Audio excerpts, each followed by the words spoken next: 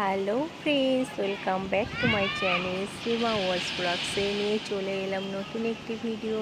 বন্ধুরা, আশা করি তোমরা সবাই ভালো আছো, আমরাও ভালো আছি। দেখো, সকাল সকাল সব কাজবাজ সেরে এখন চলে এসেছি।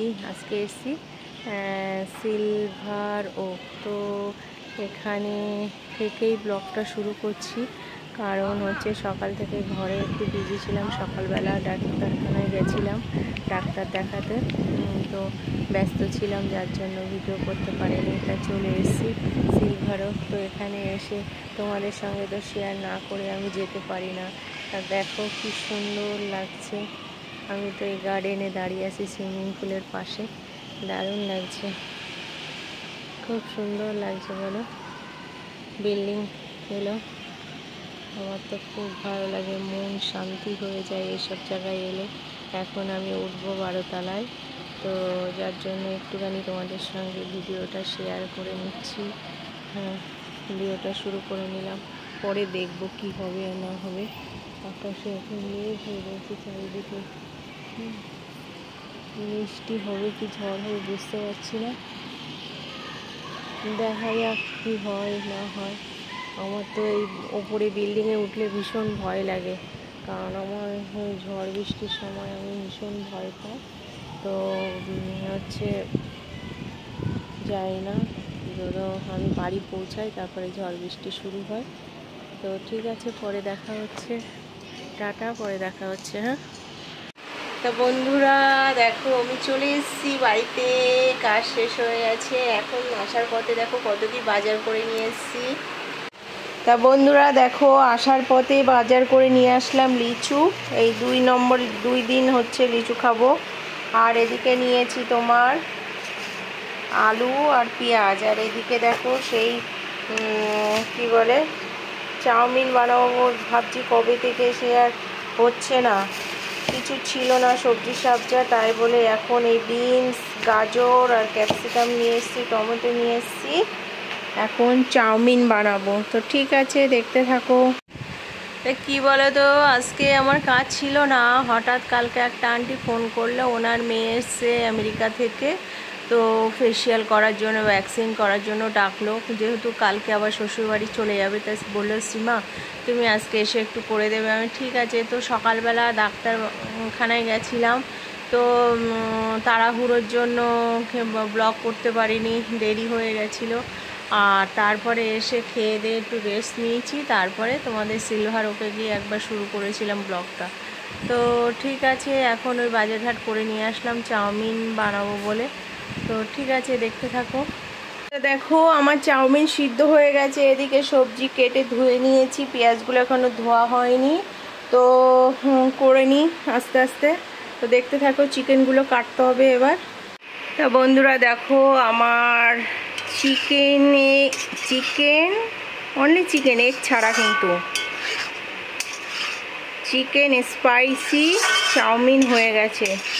দারুণ দারুণ গন্ধ যা বেরোচ্ছে না, যে না মানে না খেলে বুঝতে পারবে না। তো আমি এখন চান করব, সন্ধ্যা দেবো, ঘরটা সব মুছে নিয়েছি, সকালে মুছেছিলাম, এখন কি মনে হলো আবার একটু মুছে নিলাম। মুছে এখন চান করতে যাব, চান করে এসে তারপরে, এটা একেবারে রাত্রে ডিনার, কিন্তু ছেলে বাড়ি আসবে তারপরে খাবো। সন্ধ্যাবেলা অনলি চা খাবো, চা বিস্কিট, যেহেতু সকালে চা খাইনি। তো দেখো বন্ধুরা, আমার ছেলে কি বানিয়েছে, আম পান্না কিনে নিয়ে এসছে। এই দেখো দেখাচ্ছি, একটা বোতল, এই যে এইটা কিনে নিয়ে এসে, এই যে এইটা কিনে নিয়ে এসছে, কিনে নিয়ে এসে এটা গুলেছে, গুলে এর মধ্যে দিয়েছে লিচু। এবার আমাকে খাওয়াচ্ছে, বলছে মা খাও খাও, দেখো কি টেস্ট, কি টেস্ট, একটা অন্য ফ্লেভার পাচ্ছি। আমি বলছি বুঝতে পারছি না তো কি। এবার বলছে, এবার এই আম পান্নাটা বানিয়েছে, বলছে মা খাও। আমি খেয়েছি, খেয়ে মানে দেখছি কি ওর মধ্যে একটু শ্বাস শ্বাস, আমি বলছি এটা কি একটা ফ্লেভার লাগছে, বলছে কি ফ্লেভার লাগছে। আমি বলছি আমি বুঝতে পারছি না। তো বলছে খেয়ে দেখো, খেয়ে দেখো, ভালো করে খেয়ে দেখো। আমি বলছি অন্য কিছু একটা, আমি ভয় পাচ্ছি খেতে, ঠিক আছে। এ বলছে না মা খাও খাও, দেখছি তো একটু শ্বাস রয়েছে।